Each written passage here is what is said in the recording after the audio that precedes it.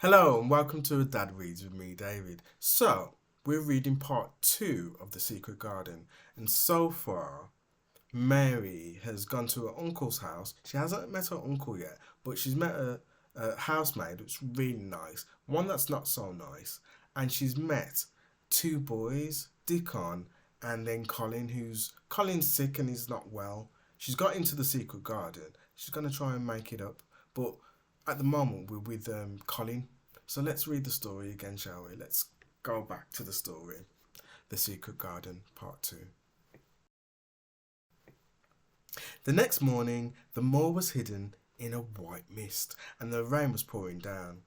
In fact, it stayed rainy all week.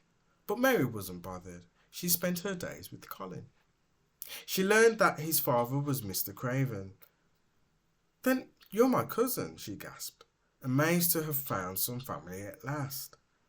Tell me about your father, she said. I hardly see him, replied Colin sadly. I don't think he can bear to look at me. My mother died when I was a baby and I've always been ill.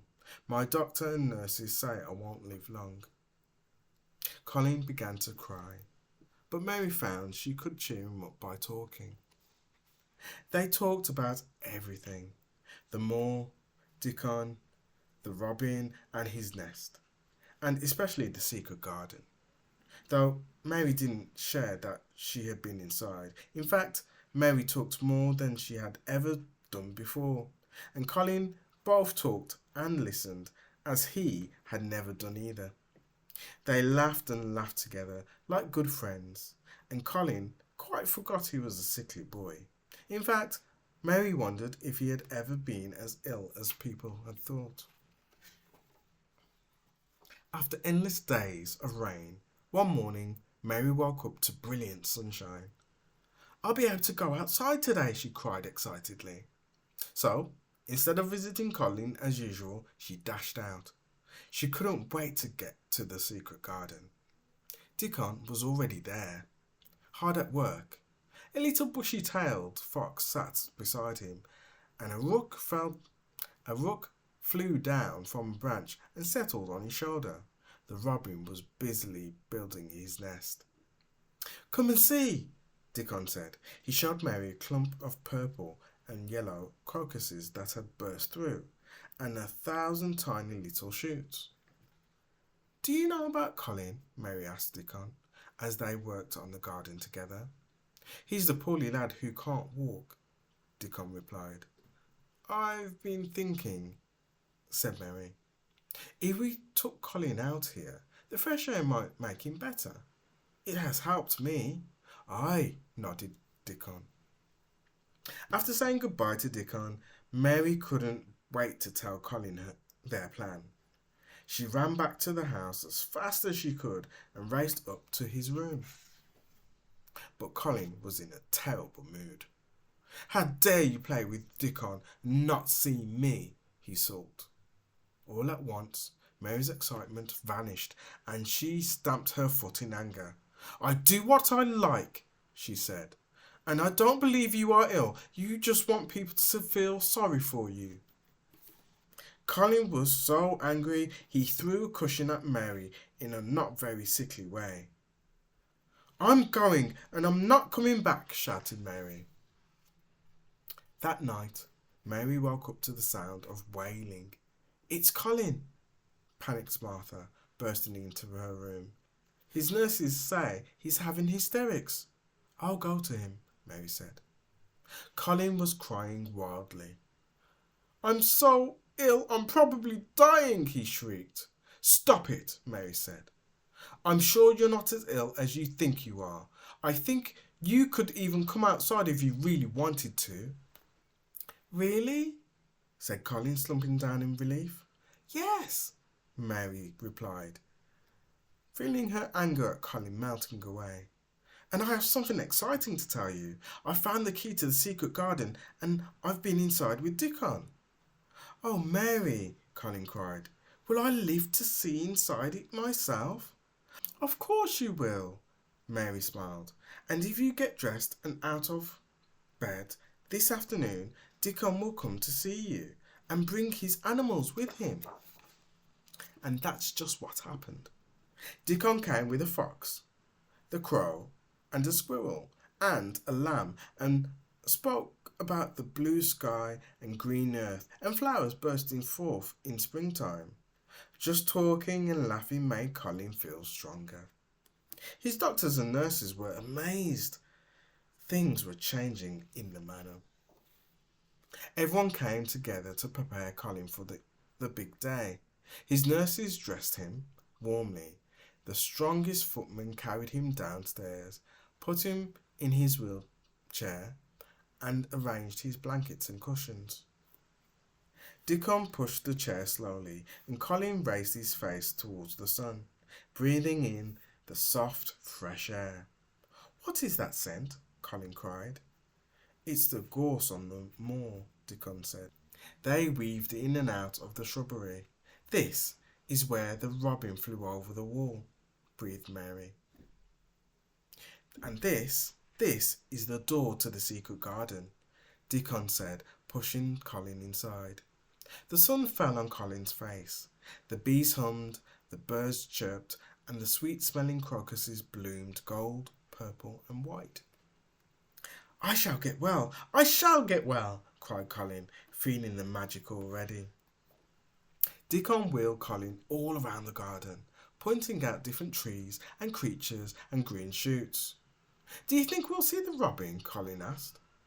"He's busy patching up his nest with twigs," Dickon said. "Look, there he goes." Colin laughed. His normally pale cheeks were pink. "We'll have you digging and walking here soon," smiled Dickon. "Walk?" gasped Colin. "Shall I?" "Of course," Mary said happily, her own face glowing. "Look!" cried Colin suddenly. Over the top of the wall, they could see the cross face of the gardener, Ben Weatherstaff, glaring at them. "How did you get in?" he asked angrily. "You have no right to be in there." Just then, Ben caught sight of Colin in his wheelchair. His jaw dropped. "Do you know who I am?" Colin asked the old man. I do," Ben gulped. "You're that poor boy who can't walk." "I can walk," said Colin indignantly, and, saying those words, a sudden strength ran through him. "He can do it! He can do it!" Mary repeated. The rugs and cushions were tossed aside. Dickon held Colin's arms, and suddenly Colin was standing up, as straight as can be. To Mary's surprise, tears ran down Ben Weatherstaff's sun-worn, wrinkled face. "Aye, lad," he said, "there's naught wrong with your legs. God bless thee. Now, you've seen us. You must keep the garden a secret," Colin said. "Aye," the man replied, "that I will." As the garden blossomed, so did Colin and Mary. They spent each day outside, gardening, and Mary helping Colin to learn to walk. After barely eating for years, suddenly Colin was forever hungry. Mary grew happier and healthier as the garden worked its magic on her too. "What happens in the garden must be our secret," Colin told Mary. "No one must know I'm getting better until I can run and walk. Then I can surprise my father when he comes home." Back at the house, the doctor and nurses noticed a change in Colin, but they had no idea just how improved he really was. Beyond the garden, he pretended he was still ill. Meanwhile, Colin's father, Archibald Craven, was away travelling, when he suddenly felt a strong urge to come home. Maybe the magic of the garden was calling him. When Archibald arrived home, the first thing he did was summon Colin's doctor.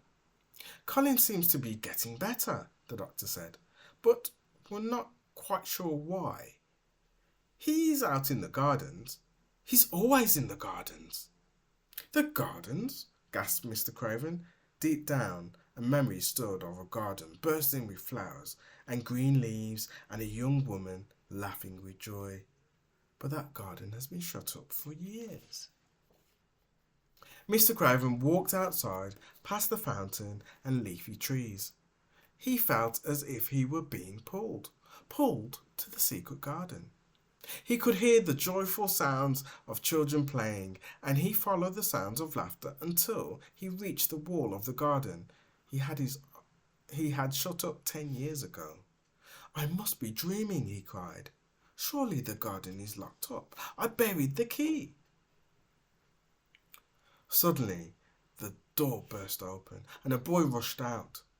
A tall, handsome boy, a boy full of life and happiness. Father, cried Colin, it's me, it really is. You're well, Mr. Craven cried with joy as he hugged his son. Colin led his father into the garden. It was ablaze, a riot of colour.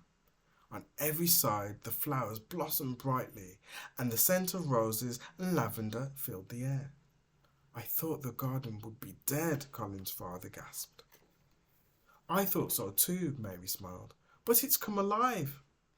Then Colin told his father the story, a wonderful story about Mary coming to Yorkshire and befriending the robin, about finding the key to the garden, about Dickon and his animals, and, most of all, about the magic of the secret garden. Now, Colin said, the garden need not be a secret anymore. And as the sun set crimson red, they all walked back to the manor side by side. The house staff stared in wonder. It was like a miracle. Their old master looked happy and carefree. His son walked tall, with his head held high, like any other boy touched by magic. That was a nice ending. So it took 2 episodes, 2 parts to read it, but it was a bit of a longer story, don't you think? But tell me what you think in the comments. Do like the video and to remember to subscribe too. Okay, until next time. Bye for now.